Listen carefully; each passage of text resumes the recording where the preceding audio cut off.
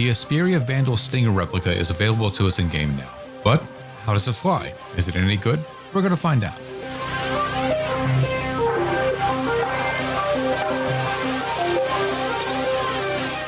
First, let me start by saying I'm not even going to pretend that I'm too cool for this.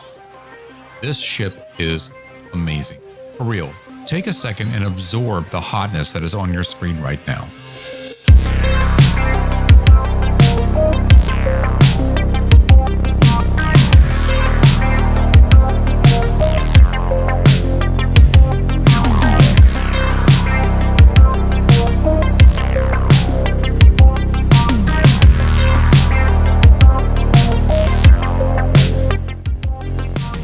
This ship model is absolutely gorgeous. It's beautiful. Everything about this ship represents the aesthetic that brings me back to Star Citizen every single day. And it's not just the exterior beauty of the ship. Dropping the ramp and going inside and loading into the cockpit is an experience.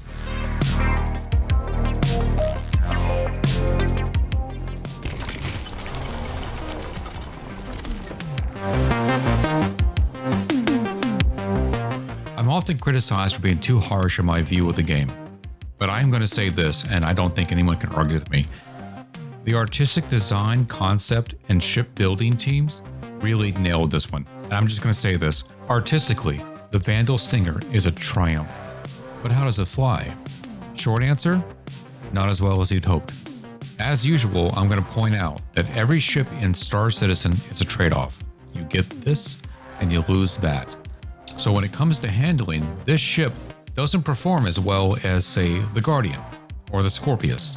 But what do you get in exchange for that? Massive guns. Lots of them. This ship can mount 4 size 4 guns, 2 size 2 guns, and a bespoke Wraith Plasma Cannon. What does that mean for the damage that it deals? Base damage on this ship, just stock, is 1,361 DPS. But you aren't going to keep it stock, are you? You're going to upgrade it as soon as you can, probably as soon as you buy it. For my testing, I went with energy weapons, and I know they're not really where it's at as far as DPS goes right now, but they're a good thing to have because I'm not a fan of Gatling guns. And the reason for that is ammo. You're going to run out of ammo. I hate getting into a fight and having to stop and go reload before I go find another fight. I want to kill, kill, kill. So going with energy weapons, I loaded mine with attritions. Total DPS after upgrade, 3866. Kind of. There's a drawback with this, and it's the fact that even though the ship has 2 power generators, it will not generate enough power to fire all 7 guns. You're simply going to have to either manage your groups or just disable something. And I found with my testing that if you simply disable the Wraith Cannon, it will fire the other 6 guns no problem. If you want to switch back and forth between your groups and give your guns time to cool, you can basically just deal tons of damage constantly. DPS on the Wraith, by the way, is 497. So when you just disable that, you're still pouring out quite a lot of hellfire out of this thing, even without the Wraith, so you don't really need it. But like I said, if you want to just manage your groups and switch back and forth, put the size 2s and the Wraith on the same group and the size 4 attritions on another group, you can run and gun all day with this bad boy. So what does this mean in practice? Well, I decided to test that out. I took it for a flight, and let's just see how it does in combat. Now, I'm not an ace pilot, so I just wanted to do a demo and show you guys what this thing is like, just to get an idea for it. First thing I did was go out and take a yellow level mission for Foxwell. Just go out and defend some obscure NPC target. And all the yellow level missions are all size 1 opponents, so they're going to be clearly outmatched by the Stinger, but that's a good indication of just what the time to kill is going to be like with this ship, right? So let's take a look at it, and I'm not going to cut this footage. I'm going to show you from the instant I select a target to the time it explodes. I'm going to show you uncut footage so you can see for yourself when I begin firing and how long it takes for a ship to just vaporize.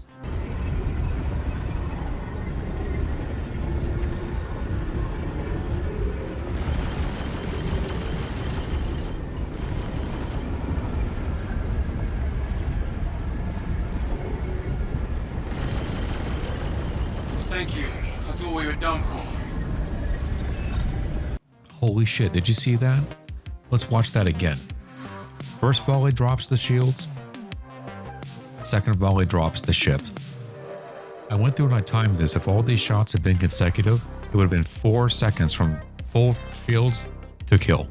But these shots weren't consecutive, and let's talk about that. The reason for that is that it's just so easy to outmaneuver the Stinger, and so a lot of ships really could. And so with the Stinger, you spend a lot of time trying to chase your target and get the reticle back on it. And yes, I was boosting my thrusters the entire time, trying to increase my pitch rate just to keep up. And a lot of ships, as you can see here with the larger ship, they were just able to keep out away from my reticle position. Ultimately, this comes down to the pitch yaw roll rate of the Stinger, which is kind of low.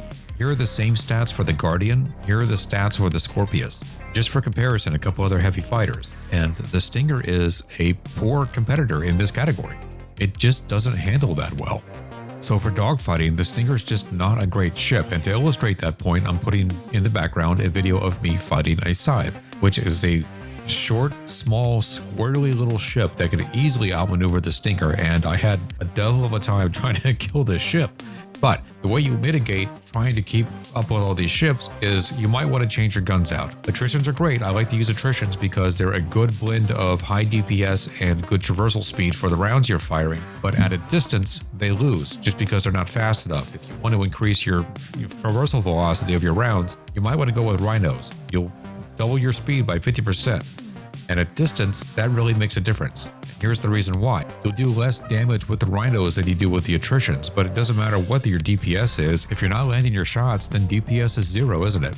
Great news is that there's plenty of hard points on this ship to swap weapons around and try and find the best mix match of what works for you. You can put some rhinos on, you can put some attritions on, you can mix it up a little bit and find a great combination of DPS and target acquisition. But ultimately, the Stinger is not for just straight up dogfighting against small ships. The Stinger is for taking down larger ships. So if you're going up against a Carrack or a Hammerhead or an Idris, yeah, bring the Stinger 100%. If you're going into like a bunch of light fighters, a really large group of light fighters, if you're going up against another org, you might not make it.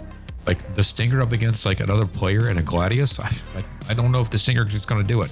Even though it has 2 shield generators, which makes for some pretty decent survivability, I took a missile at some point, and when my shields got taken down, eventually they got, and they damaged my Stinger. They completely wiped out the weapons and took out an engine, so I had to run. I had to get out of there. And I didn't want to take it in atmosphere to land it and repair it. I wanted to stay in space, so I took it over to a space station, and I limped it to the pad so I could repair. I pull up my mobiGlas to do the repair, and holy fucking shit, they want 300k to repair this ship. 300,000 credits. I know the alien tax is high, but that is freaking crazy for a repair. I could pay that 300k. I've got the cash. That's not the problem. The problem is the principle of the damn thing. That's 300k. That's a lot of money for some players. Now, I could pay that, or I could scuttle the damn thing for free, which is what I chose to do.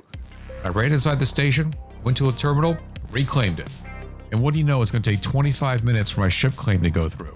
25 minutes. Chris Roberts expects me to stand here doing nothing for 25 minutes. Here's the deal with that. I'm going to die one day, right? And the time I have left to live means something to me. You know, I want to use this time having fun. It's been a long day. I want to unwind. I want to play a game. I want to have a little fun. But that's not possible at Star Citizen. They want you to stand here for 25 minutes. They want to waste a half hour of my life I'll never get back, sitting around waiting for a ship to become available again. Now, I could do that, or I could do something that's actually fun, which lately for me has just been Battlefield 6. Honestly, since this came out, Star Citizen's not doing it for me anymore. And I'll retract that statement when this becomes more fun than this. So what's my conclusion on this Stinger? Buy it if you want it. It's a pretty ship. Seems like a lot of money. $290. That's a chunk for a ship that probably isn't going to perform as well as you'd want it to. And I know it does a lot of DPS, but you know what? Every fighter does a lot of DPS when they first drop it into the game, and then they nerf the absolute hell out of it when the next ship comes out. So expect that to happen to the Stinger as well. The ship you buy with real cash is not going to be the ship that you paid for a few months from now. It simply is not. They're going to nerf it. They're probably going to drop all of the weapons on the ship down by one size except for the Wraith Cannon. And what you're left with is a slow lump that does okay damage. There is a glimmer of hope here, and it's this. It's that eventually in the game, we're going to be able to upgrade the thrusters on our ships. And when that day comes, the Stinger may become a fun, viable ship. And I stand by what I said earlier. It's a beautiful, beautiful ship. I love looking at it. I love getting inside of it. I like flying it, even if it is kind of sluggish and slow. I don't mind that so much because it's a pretty ship and it's fun and it makes me feel like I'm part of a game where aliens exist. It's a blast. When this becomes available in game, I'm totally gonna buy one. I would never buy one for cash though. But what you do with your life and your cash, that's up to you, baby. Be sure to tell me how stupid I am in the comments. Get on my Discord, tell me how stupid I am there. If you like this video, give it a like. It helps me out. And even though my name suggests that I'm probably a professional gynecologist or proctologist, I actually am not a real doctor.